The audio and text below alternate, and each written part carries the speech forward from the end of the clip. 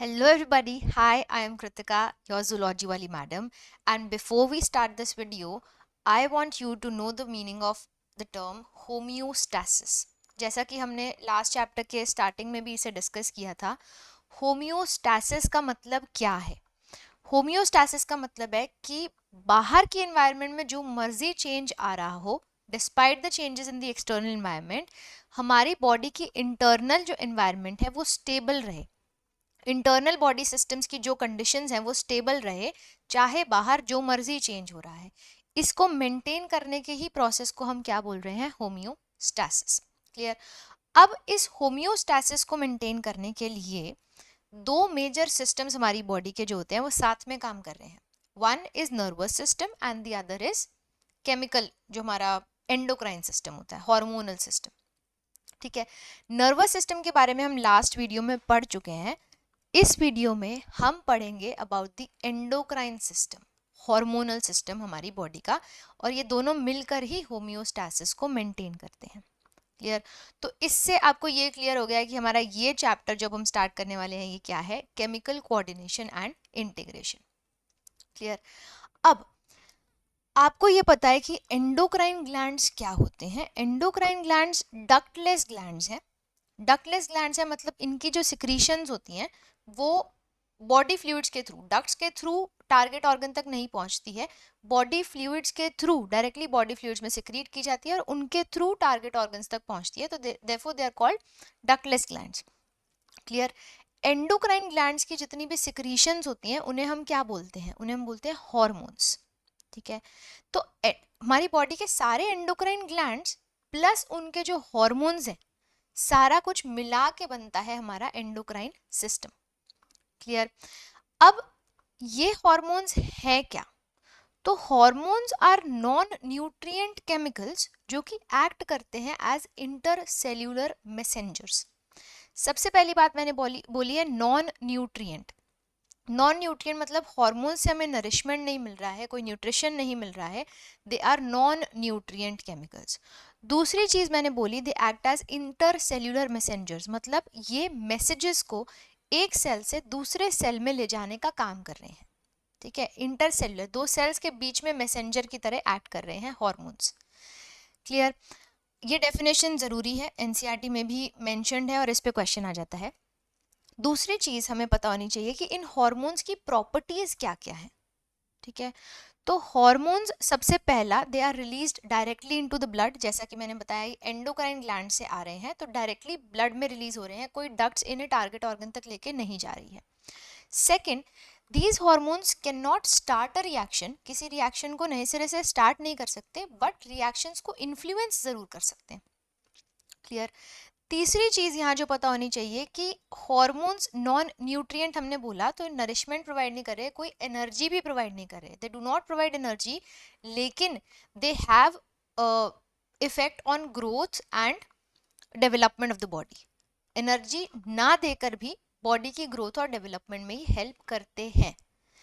Plus hormones जो है ना, जैसे एंजाइम्स के बारे में आपको पता है कि एंजाइम्स बहुत ही स्मॉल क्वांटिटी में भी हो तो भी वो रीयूज हो सकते हैं और बहुत लार्ज अमाउंट ऑफ सबस्ट्रेट को बहुत कम अमाउंट ऑफ एंजाइम जो है वो प्रोडक्ट में कन्वर्ट कर सकता है। वैसे ही हॉर्मोन्स भी हमें बहुत ही स्मॉल क्वांटिटीज में रिक्वायर्ड होते हैं, तो ये ट्रेस अमाउंट में ही रिलीज होते हैं ग्लैंड्स से। ठीक है, प्लस एंजाइम्स की तरह ही hormones are also highly specific in nature, बहुत ज़्यादा स्पेसिफिक होते हैं, स्पेसिफिक फंक्शन करते हैं। क्लियर? तो ये हॉर्मोन्स की प्रॉपर्टीज है। अब इस चैप्टर में फर्दर हमें पढ़ना है बॉडी में क्या क्या एंडोक्राइन ग्लैंड्स हैं, वो कौन कौन से हॉर्मोन्स रिलीज कर रहे हैं, और वो हॉर्मोन्स के टारगेट ऑर्गन्स क्या हैं और उन टारगेट ऑर्गन्स पे जाकर वो क्या इफेक्ट शो करते हैं। That is all we have to study in this chapter. तो हम शुरू करेंगे with the first gland which is hypothalamus. Hypothalamus, जैसा कि आप सबको पता है, it is master of master gland. अब देखो मास्टर ग्लैंड कौन सा है? Master gland is pituitary. ठीक है, पिट्यूटरी को मास्टर ग्लैंड क्यों बोला गया है? क्योंकि पिट्यूटरी से निकले हुए जो हॉर्मोन्स हैं, या पिट्यूटरी जो है वो हमारी बॉडी के बाकी सारे एंडोक्राइन ग्लैंड्स को रेगुलेट कर रहा है। पिट्यूटरी से निकले हुए हॉर्मोन्स बाकी सारे एंडोक्राइन ग्लैंड्स पर जाकर उनके हॉर्मोन्स को रिलीज या फिर इनहिबिट करा सकते हैं, ठीक है। तो इसलिए पिट्यूटरी को मास्टर ग्लैंड बोलते हैं, लेकिन पिट्यूटरी के भी हॉर्मोन्स को या पिट्यूटरी ग्लैंड को भी जो रेगुलेट कर रहा है दैट इज हाइपोथैलेमस। तो hypothalamus is called master of master gland. Clear. तो अब मैं तुम्हें दिखाती हूँ हाइपोथैलेमस क्या है और क्या कर रहा है। अब देखो, जैसा कि हमने ब्रेन में पढ़ा है कि हाइपोथैलेमस जो है वो डायनसेफेलॉन का पार्ट है। डायनसेफेलॉन में अगर आपको याद हो, वीडियोस देखी हो, तो डायनसेफेलॉन में थैलेमस है, थैलेमस के ऊपर एपीथैलेमस, थैलेमस के नीचे हाइपोथैलेमस है, ठीक है। तो हाइपोथैलेमस ब्रेन का पार्ट तो है, मतलब नर्वस सिस्टम का पार्ट तो है, न्यूरल सिस्टम का पार्ट है, लेकिन वहां भी मैंने आपको बताया था कि हाइपोथैलेमस में ना कुछ न्यूरोसिक्रेटरी सेल्स होते हैं, मतलब कुछ ऐसे न्यूरॉन्स हैं जो कि हॉर्मोन्स भी रिलीज कर रहे हैं। तो वो न्यूरोसिक्रेटरी सेल्स की प्रेजेंस की वजह से हाइपोथैलेमस हॉर्मोन्स रिलीज करता है and it is also part of endocrine system. तो इसीलिए हाइपोथैलेमस को कहा जाता है neuro link, connecting link between neural and the endocrine system. Neural system का भी पार्ट है, एंडोक्राइन सिस्टम का भी पार्ट है, ठीक है। तो हाइपोथैलेमस ब्रेन में कुछ ऐसे, मान लो यहाँ पर हाइपोथैलेमस प्रेजेंट है, ये एनसीईआरटी का ही डायग्राम है, ठीक है। हाइपोथैलेमस जो है वो ऐसे एक ये स्टॉक लाइक स्ट्रक्चर से कनेक्टेड होता है हमारे पिट्यूटरी ग्लैंड से। इस स्टॉक लाइक स्ट्रक्चर को हम बोलते हैं इनफंडिब्यूलम। दिस स्टॉक इज कॉल्ड इनफंडिब्यूलम, ठीक है। ये इनफंडिब्यूलम हाइपोथैलेमस को कनेक्ट कर रहा है विद पिट्यूटरी। अब पिट्यूटरी पर आते हैं। तो पिट्यूटरी जो है ना, इस पिट्यूटरी के भी दो पार्ट्स होते हैं। पिट्यूटरी के दो पार्ट्स होते हैं, वन इज एंटीरियर पिट्यूटरी जो कि आगे की तरफ है, which is this, also known as adenohypophysis, और दूसरा पार्ट होता है posterior pituitary which is also called neurohypophysis, ठीक है। अब हाइपोथैलेमस जो है इस एंटीरियर और पोस्टीरियर पिट्यूटरी को अलग अलग तरीके से रेगुलेट कर रहा है। कैसे? सबसे पहले टॉकिंग अबाउट एंटीरियर पिट्यूटरी, तो हमने बॉडी फ्लूइड्स वाले चैप्टर में एक टॉपिक पढ़ा था, पोर्टल सर्कुलेशन या पोर्टल सिस्टम। पोर्टल सिस्टम में क्या होता है, मैं आपको एक ब्रीफ सा आइडिया यहाँ पर दे रही हूँ, जिन्होंने वीडियो नहीं देखी है जाकर देखें। पोर्टल सिस्टम में क्या होता है कि सबसे पहले आर्टरीज हैं, आर्टरीज आर्टेरियोल्स अपनी छोटी छोटी और ब्रांचेस बना रही हैं, और वो आर्टेरियोल्स आगे जाके डिवाइड करती हैं इनटू कैपिलरी नेटवर्क। किसी एक ऑर्गन में जाके कैपिलरी नेटवर्क बनता है, और कायदे से ये सारी कैपिलरीज जुड़कर एक वेन बनाकर हार्ट में चली जाती हैं। लेकिन पोर्टल सिस्टम में क्या होता है, ये कैपिलरी नेटवर्क जो है वो जुड़ के एक वेन तो बनाता है, लेकिन वो वेन हार्ट में जाने से पहले किसी सेकंड ऑर्गन में जाती है और सेकंड कैपिलरी नेटवर्क बनाती है, और फिर फाइनली वो वेन हार्ट की तरफ जाती है, ठीक है। तो मतलब क्या है इसका, जो है सिग्निफिकेंस क्या होता है कि मान लो इस ऑर्गन से हमने ब्लड के थ्रू कुछ सब्सटेंसेस या कुछ न्यूट्रिएंट्स या कुछ हार्मोन्स किसी दूसरे ऑर्गन में भेजने हैं बिफोर गोइंग टू हार्ट, तो ये पोर्टल सिस्टम उसको लेकर जाता है। Same is the case with hypothalamus and anterior pituitary. Hypothalamus में मैंने आपको बोला ये जो न्यूरोसिक्रेटरी सेल्स, ये जो न्यूरॉन्स प्रेजेंट है, ये कुछ हार्मोन्स रिलीज करते हैं जिन्हें न्यूरो हार्मोन्स कहा जाता है सॉरी। और वो न्यूरो हार्मोन्स जो हैं रिलीज होते हैं इस हाइपोथैलेमस में आने वाली ब्लड कैपिलरीज के अंदर।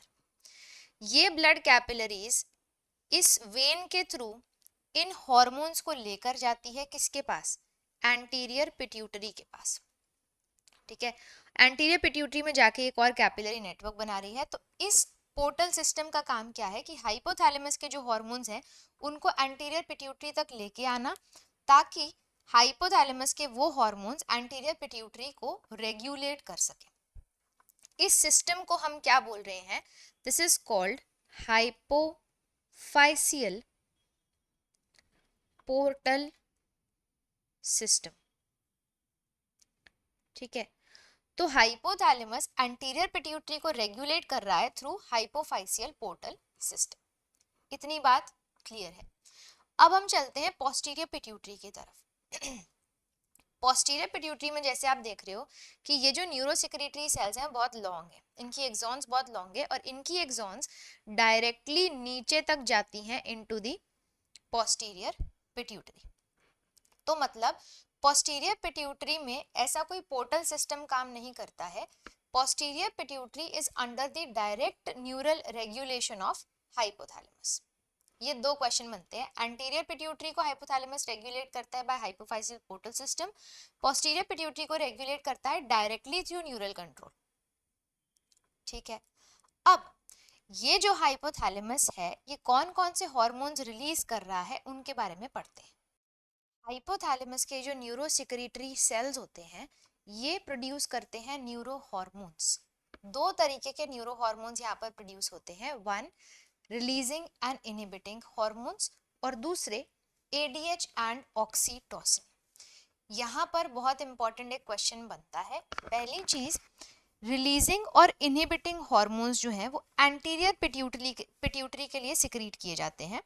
ADH and oxytocin posterior pituitary के लिए सिक्रीट किए जाते हैं। जो कि मैं आपको बता रही हूँ क्या है, देखो ये जो हाइपोथैलेमस है यहाँ पर हमने पढ़ा,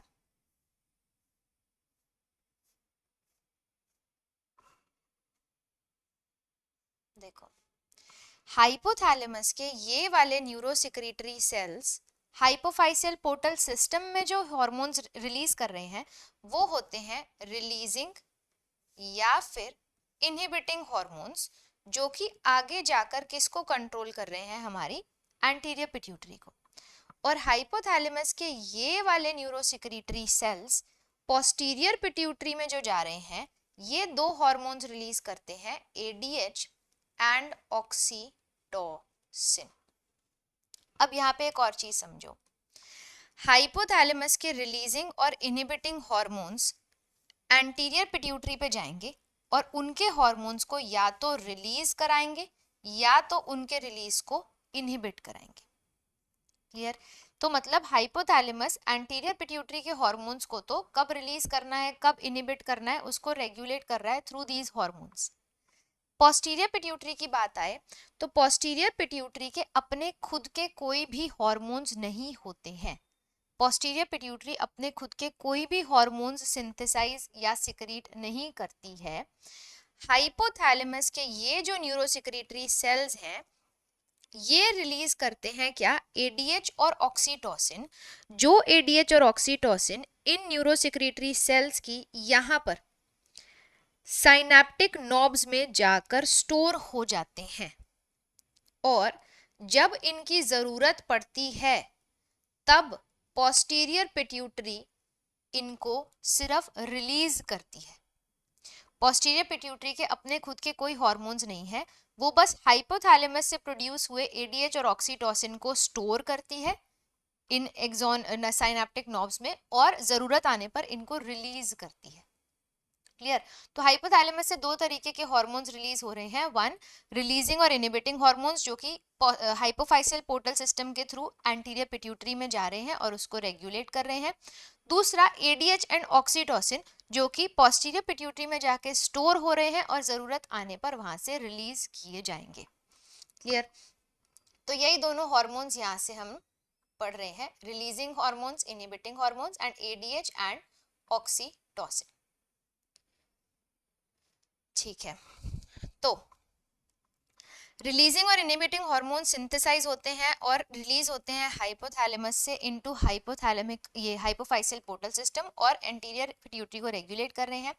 ADH और ऑक्सीटोसिन सिंथेसाइज तो होते हैं हाइपोथैलेमस में, लेकिन स्टोर और रिलीज उनको कौन करता है, पोस्टीरियर पिट्यूटरी। बहुत बहुत इंपॉर्टेंट क्वेश्चन बनता है।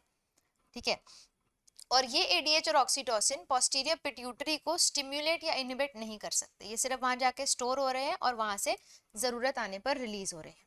अब ये जो रिलीजिंग और इनहिबिटिंग हॉर्मोन्स की हम बात कर रहे हैं, ये हॉर्मोन्स कौन कौन से हैं इन पर जरा ध्यान देते हैं। ये हमारे रिलीजिंग और इनहिबिटिंग हॉर्मोन्स। देखो, रिलीजिंग हॉर्मोन्स में सबसे पहले आता है GHRH, growth hormone releasing hormone. मतलब ये GHRH पिट्यूटरी पर जाएगा और पिट्यूटरी से ग्रोथ हार्मोन को रिलीज कराएगा। तो growth hormone releasing hormone. Growth hormone releasing hormone pituitary पर जाएगा, पिट्यूटरी में जाके पिट्यूटरी से ग्रोथ हार्मोन को रिलीज कराएगा, तो रिलीजिंग हार्मोन। और इसी का antagonist growth hormone inhibiting hormone, मतलब हाइपोथैलेमस जब चाहता है कि ग्रोथ हार्मोन और रिलीज ना हो तो वो GHIH सिक्रीट करेगा, जो कि पिट्यूटरी में जाके ग्रोथ हार्मोन को इनहिबिट करा देगा। ठीक है, तो रिलीजिंग हार्मोन पिट्यूटरी के हार्मोन्स को रिलीज करा रहे हैं, इनहिबिटिंग हार्मोन्स पिट्यूटरी के हार्मोन्स को इनहिबिट करा रहे हैं। Similarly melanocyte stimulating hormone releasing hormone, मतलब ये पिट्यूटरी पर जाएगा तो मेलानोसाइट स्टिमुलेटिंग हार्मोन को रिलीज कराएगा। प्रोलैक्टिन रिलीजिंग हार्मोन पिट्यूटरी से प्रोलैक्टिन को रिलीज कराएगा। GnRH gonadotropin releasing hormone pituitary से गोनाडोट्रोपिन्स को रिलीज कराएगा। TRH जो है वो पिट्यूटरी पर जाके थायरोट्रोपिन रिलीज कराएगा। और CRH कॉर्टिकोट्रोपिक या फिर एडिनोकॉर्टिकोट्रोपिन रिलीजिंग हार्मोन, ये पिट्यूटरी पर जाके एडिनोकॉर्टिकोट्रोपिक हार्मोन को रिलीज कराएगा। इनहिबिटिंग हार्मोन्स में देखें तो MIH melanocyte stimulating hormone inhibiting hormone और प्रोलैक्टिन इनहिबिटिंग हार्मोन। एक अच्छी चीज यहाँ पे क्या है कि अगर आप पिट्यूटरी के ये हाइपोथैलेमस के हार्मोन्स याद कर लेते हो तो पिट्यूटरी के हार्मोन्स आपको ऑटोमेटिकली याद हो जाएंगे। इन हार्मोन्स में से बस अगर हम रिलीजिंग हार्मोन को हटा दें, इसको हटा दें, तो बचा हुआ हार्मोन क्या है? पिट्यूटरी का हार्मोन। ठीक है, ग्रोथ हार्मोन रिलीजिंग हार्मोन अगर हाइपोथैलेमस का है तो ग्रोथ हार्मोन पिट्यूटरी का हार्मोन है। ऐसे ही सेम इसमें यहाँ से रिलीजिंग हार्मोन हटा दो तो melanocyte stimulating hormone releasing hormone अगर हाइपोथैलेमस से आ रहा है तो मेलानोसाइट स्टिमुलेटिंग हार्मोन पिट्यूटरी से आ रहा है। प्रोलैक्टिन रिलीजिंग हार्मोन अगर हाइपोथैलेमस से आ रहा है तो प्रोलैक्टिन पिट्यूटरी से आ रहा है। ठीक है, तो हाइपोथैलेमस के अगर हार्मोन्स आपको याद हो गए हैं तो पिट्यूटरी के हार्मोन्स भी ऑटोमेटिकली याद हो जाएंगे। तो this was all about hypothalamus कि कैसे ये क्या क्या हार्मोन्स रिलीज कर रहा है और वो पिट्यूटरी पर जा रहे हैं, किस तरीके से ये एंटीरियर और पोस्टीरियर पिट्यूटरी को अलग अलग रेगुलेट कर रहा है। बहुत ही इंपॉर्टेंट टॉपिक है नीट पॉइंट ऑफ व्यू से। इस हाइपोथैलेमस ग्लैंड से ही बहुत सारे क्वेश्चंस बन जाते हैं। जो मैंने ऊपर स्टार मार्क किए हुए थे वो सारे क्वेश्चंस हाइपोथैलेमस से बनते हैं। ठीक है, आई होप ये वीडियोस आपके लिए यूजफुल रहेंगी। ऐसे ही आगे आने वाली वीडियोस में मैं एक एक करके सारे ग्लैंड्स आपको इसी तरह बहुत क्लियरली समझाती रहूँगी। Thank you so much for watching this video. See you in the next video. Bye bye.